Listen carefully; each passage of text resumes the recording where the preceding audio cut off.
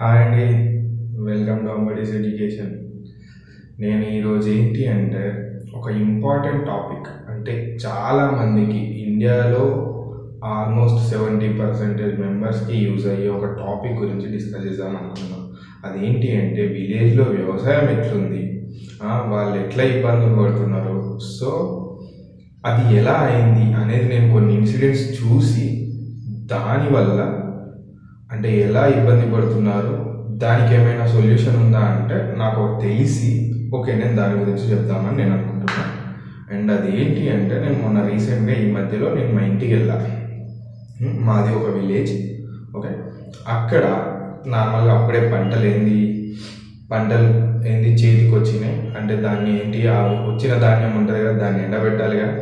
So ప్రతి ఊర్లో నాకు తెలిసి ఇండియాలో ఎక్కడ కూడా వేర్ హౌసెస్ లేవు, అంటే ఏంటి గోడౌన్లు ఏం లేవు, అంటే నిల్వ ఉంచడానికి, స్టోర్ చేయడానికి, మళ్ళీ ఎండబెట్టడానికి.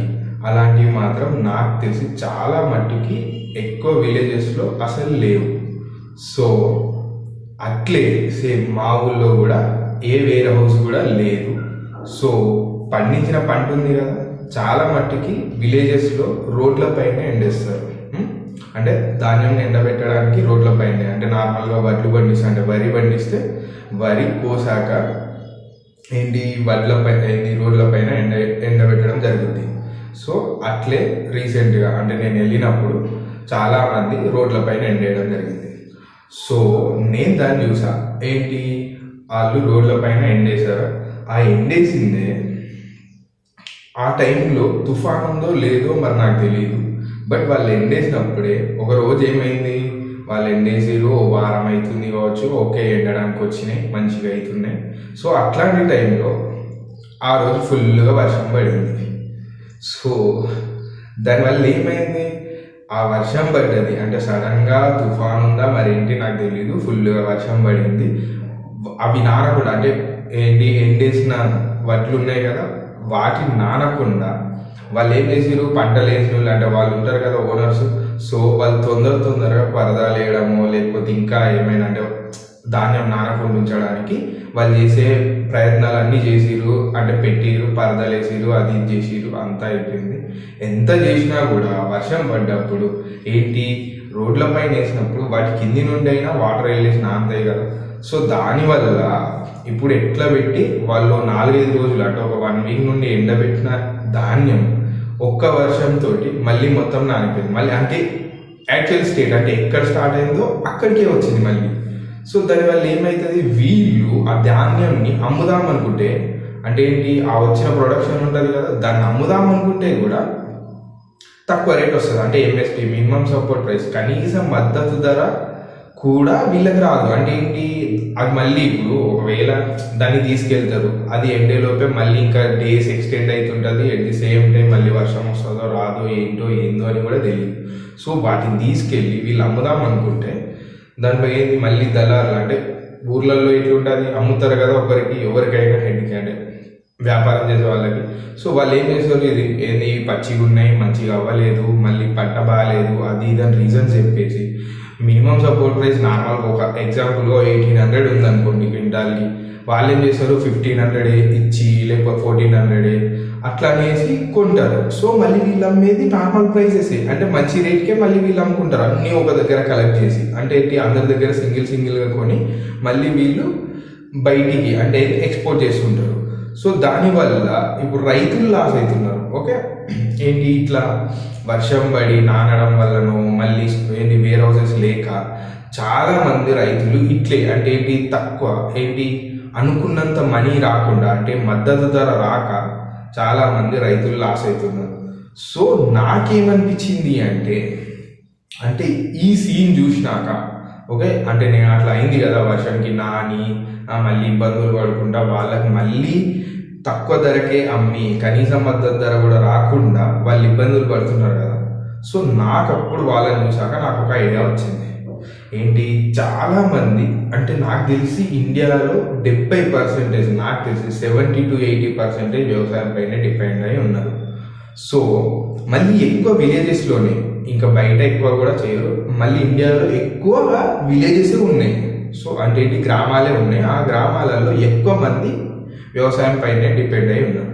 సో అట్లాంటప్పుడు ఊర్లో ఉన్న ప్రతి ఒక్కరు ఏంటి వ్యవసాయం చేసే ప్రతి ఒక్కరు వాళ్ళందరూ ఒక దగ్గరికి యూనైట్ అయిపోయి అంటే ఏంటి ప్రతి ఒక్కరు ఇప్పుడు నార్మల్గా ఊర్లలో చిట్టీలు వేస్తారు కదా, అది క్యాస్ట్ అంటే ఇది కులం చిట్టీలని, మళ్ళీ సొసైటీలని, ఆర్గనైజేషన్ అని, టీచర్స్ ఉంటే టీచర్స్కి ఒక ఆర్గనైజేషన్, అట్లే చాలామంది ఆర్గనైజేషన్స్ చిన్న చిన్న సొసైటీలు ఏంది ఫామ్ చేసుకొని అంటే ఏర్పరచుకొని వాళ్ళు రన్ చేస్తారు. అంటే మంత్లీ ఇంత యాడ్ చేసుకోనో లేకపోతే ఇంకెలాగనో వాళ్ళు ఒక చిట్టి లాంటివో లేకపోతే సొసైటీ లాగా స్టార్ట్ చేస్తారు, అంటే రన్ చేసుకుంటారు.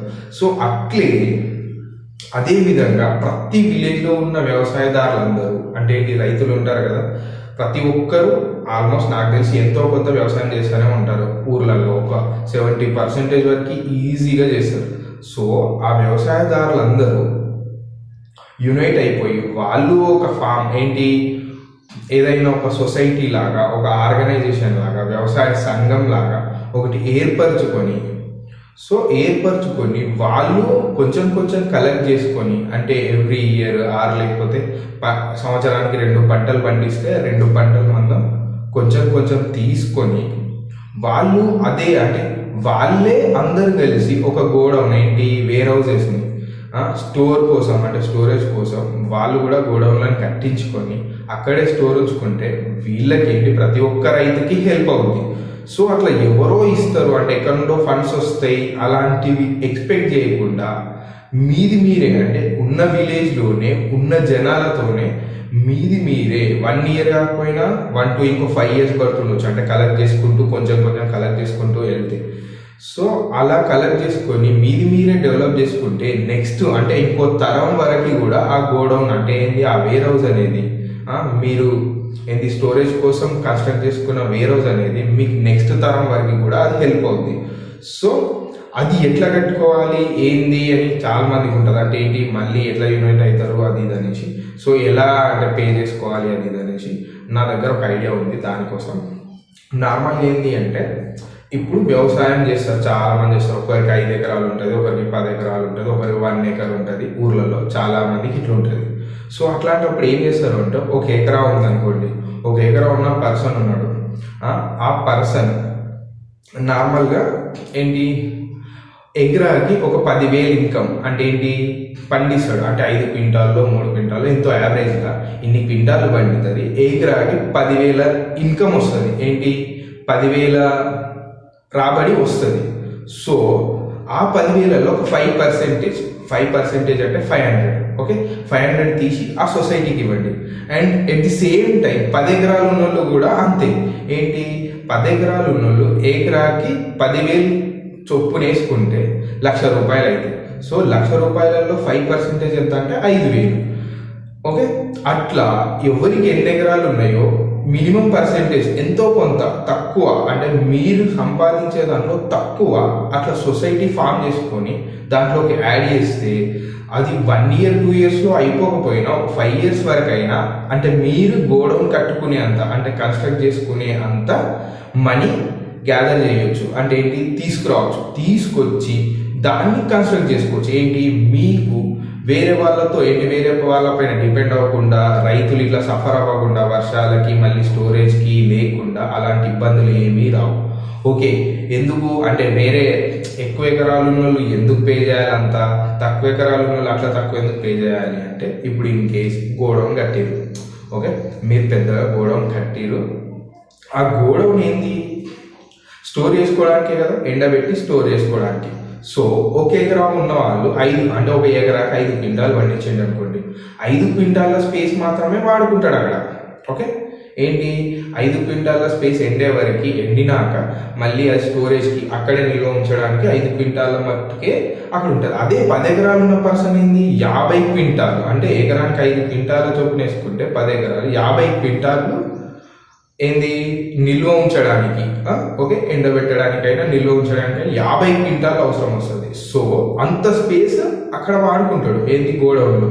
సో అందుకే ఎవరికి ఎన్ని ఎకరాలు ఉన్నాయో వాళ్ళు దీన్ని బట్టి అంటే మినిమం పర్సంటేజ్ ఒక 10 ఎకరాలు ఉందనుకోండి, దాంట్లో 5% అంటే 5,000 ఇవ్వండి. పంట పండించినాకనే, అంటే ఎవ్రీ ఇయర్ 2 పంటలు పండిస్తారు కదా, పంటకి 5% చొప్పున వేసుకున్నా మీరు అట్లా ఎంతమంది యునైట్ అవుతారో వాళ్ళందరూ కలెక్ట్ చేసి ఒక హ్యూజ్ మనీ దగ్గరికి కలెక్ట్ చేసుకొని దానివల్ల మీరు గోడౌన్ కట్టుకోవచ్చు. ఓకే, ఆ గోడౌన్ కట్టుకుంటే మీకే హెల్ప్ అవుతుంది. అంటే ఏంది, నెక్స్ట్ టైం మామూలుగా రోడ్ల పైన వేయకుండా, మళ్ళీ వర్షానికి నానకుండా, మళ్ళీ రైతుకు గిట్టుబాటు ధర రాకుండా ఉండడానికి, అలాంటి ప్రాబ్లమ్స్ అన్నింటి నుండి తప్పించుకోవచ్చు. అంటే ఏంటి, ఇప్పుడు మీరు నార్మల్గానే జస్ట్ ఎగ్జాంపుల్ చూసుకోండి. ఎగ్జాంపుల్గా 1800 మద్దతు ధర ఉందనుకోండి, కనీస మద్దతు ధర క్వింటాల్కి. ఎగ్జాంపుల్ మీరు అమ్మితే అక్కడ ఏంది, మీకేమో మనీ అవసరం ఉంటాయి. So at the same time తొందరగా అమ్మేయాలి. వేరే కొంచెం ఆపి అమ్ముదామంటే మీకు వేరే అవసరాలు ఉంటాయి. సో అమ్మడానికి ఏంది, ఆపుదామంటే కూడా కుదరదు. అంటే ఏంటి, తర్వాత అమ్ముకుందాంలే అనుకున్నా కూడా కుదరదు అక్కడ. సో అట్లాంటప్పుడు వెంటనే అమ్ముదాం అనుకున్నప్పుడు అక్కడ కొనే వాళ్ళు ఎలా ఉంటారు, నేను చెప్పిన ధరకే వీళ్ళు అమ్మాలి అన్నట్టు కనీస మద్దతు ధర కూడా ఇవ్వరు. సో అట్లాంటప్పుడు 1800 1500 1400 క్వింటాల్ చొప్పున మీకు ఇస్తారు. వాళ్ళ మీద మళ్ళీ 1800 ప్లస్ అలాగే బయటికి అమ్ముతారు, అంటే ఎక్స్పోర్ట్ చేస్తారు. సో ఇలా లాస్ అవ్వకుండా మీరు ఉంటారు. ఓకే, ఎందుకు అంటే మీరందరూ కలిసి కట్టుకుంటే అయిపోయింది కదా. ప్రతి ఒక్కరు ఏంటి, కులం చిట్టీలని అవని ఇవని ఏవో భేదాలు చూపించుకునే బదులు రైతులందరూ ఒకే క్యాస్ట్ లాగా తీసుకొని, ఓకే, రైతులందరూ ఆ కులం ఈ కులం అని కాకుండా రైతులందరూ ఒకే యునైట్గా తీసుకొని మీరు దీన్ని చేసుకుంటే మీకే హెల్ప్ అవుతుంది, మీ ఫ్యూచర్స్ కూడా హెల్ప్ అవుతాయి. ఓకే, 3 to 5 years కొంచెం ఇబ్బంది అవుతుంది, ఎందుకంటే ఇంత గ్యాదర్ చేస్తారు కాబట్టి. ఒకవేళ ఒక్కసారి కట్టుకున్నారనుకోండి, అంటే గోడౌన్ కన్స్ట్రక్ట్ చేసుకున్నా కూడా, అంటే స్టోరేజ్కి, సో వేర్ హౌసెస్ వల్ల మీకు హెల్ప్ అయితే ఎట్ ది సేమ్ టైం దానివల్ల ఇంకో హెల్ప్ కూడా ఉంటుంది. ఏంటి అంటే, ఇప్పుడు నార్మల్గా మీకు అవసరం ఉంటుంది, ఒక్కొక్కరు సింగిల్గా అమ్మితే ఏంది, మీ దగ్గర అంటే దళారులు మధ్యలో కొనే వాళ్ళు ఉంటారు కదా, వ్యాపారం చేసేవాళ్ళు, వాళ్ళు ఏం చేస్తారు, నీకు మద్దతు ధర కూడా ఇవ్వరు. సరే నీకు 10 క్వింటాల, ఓకే 10 క్వింటాల మనీ మద్దతు ధర కూడా ఇవ్వకుండా తక్కువకి మీ దగ్గర కొంటారు. సో ఇదే స్టోరేజ్ది ఏంటి, గోడౌన్లు ఉన్నాయనుకోండి, అలా ఉంటే ఏం చేస్తారు, అందరు కలిసి ఒక దగ్గర స్టోరేజ్ చేస్తారు. ఓకే, మీరు అంటే ఇప్పుడు మీరు అందరు కలిసి ఒక కనీస మద్దతు ధర నార్మల్ ఉంటుంది కదా, అది డిసైడ్ అవుతారు. ఓకే, కనీస మద్దతు ధర గవర్నమెంట్ డిసైడ్ చేస్తుంది కదా. సో అలా డిసైడ్ అయిన అమౌంట్ అంటే ఏంటి, క్వింటాల్కి ఇంత అనేసి డిసైడ్ చేస్తుంది కదా మినిమం సపోర్ట్ ప్రైస్. సో దాన్ని మీరు ఫిక్స్ అయిపోయి ఎవరు కొంటారో వాళ్ళతో మాట్లాడతారు, మీరు కాంటాక్ట్ అవుతారు. సో వాళ్ళు ఇవ్వలేదా, అవసరం లేదు, ఇంకా వేరే అంటే మీరు అనుకున్న రేటు ఇచ్చే వరకు వేరే కాంట్రాక్ట్స్, అంటే ఇంత హ్యూజ్ ఉంది అంటే చాలా పంట ఏంది ధాన్యం మీ దగ్గర ఉంది అంటే ఖచ్చితంగా ఎవరొకరు కొనడానికి ఖచ్చితంగా వస్తారు. కాంట్రాక్ట్స్ పెంచుకోవచ్చు, బయట వాళ్ళకు కూడా ఏంది అమ్మవచ్చు. దానివల్ల మీరే పోయి ఇవ్వాల్సిన అవసరం లేదు. ఏంటి, ఇప్పుడు 10 క్వింటాలు అనుకోండి, మీరే ట్రాక్టర్ తీసుకోనో ఏదో వెహికల్ తీసుకోనో పోయి ఎక్కడో అమ్మి అట్లా రావాల్సిన అవసరం కూడా ఉండదు. ఎందుకు అంటే మీ దగ్గరే హ్యూజ్ ఏంటి చాలా ధాన్యం ఉందనుకోండి, కొనే వాళ్ళు కూడా మీరు కాంట్రాక్ట్స్ అంటే ఫోన్ కాంట్రాక్ట్స్లో అయినా ఇంకా వేరే అయినా ఊర్లో ఉంటారు కదా, ఊర్లో కొనకపోయినా వేరే వాళ్ళకి కాంటాక్ట్ అయిపోయి మా దగ్గర ఇన్ని క్వింటాలు ఉంది, ఓకే 500 క్వింటాలు 1000 క్వింటాల్స్ అలా ఉన్నాయి, సో మీరు కొంటారా, ఇది మా మద్దతు ధర ఇంత, ఓకే మేము ఇంత ఫిక్స్ అయి ఉన్నాం, మీరు అంత ఇస్తా అంటే చెప్పండి, లేకపోతే వేరే వాళ్ళకి మేము ఇచ్చుకుంటాం అంటే ఖచ్చితంగా అంత ఒకే దగ్గర అంత ధాన్యం దొరుకుతుంటే ఎవరైనా వచ్చి తీసుకుంటారు. సో ఇది మేజర్ హెల్ప్ అయింది మీకు. ఓకే, దాంతోపాటు మీరు ఇంకా ఏంటి, దాంట్లోనే సొసైటీలోనే ఇంకా రన్ చేసుకుంటే దాంతో పాటే సేమ్ ఏంటి, మీరు అంటే తర్వాత ఒకవేళ ఇదంతా అయిపోయినాక మీరు అలాగే బాగుండి ఆ సొసైటీని అలానే రన్ చేసుకుంటే ఇంకా డెవలప్ చేసుకోవచ్చు, ఇంకా ఏ విధంగా అయినా వాడుకోవచ్చు. సో మీకు ప్రతిదీ ఆ విషయంలో హెల్ప్ అవుతుంది. సో అలా చేసి చూడండి. నా ఒపీనియన్ ఏంటి అంటే, నాకు వచ్చిన ఐడియా మాత్రం ఇది. సో అలా చేసుకుంటే ప్రతి ఒక్క రైతు బాధపడకుండా హ్యాపీగా ఉంటాడు, రైతుతో పాటు రైతు ఫ్యామిలీ కూడా.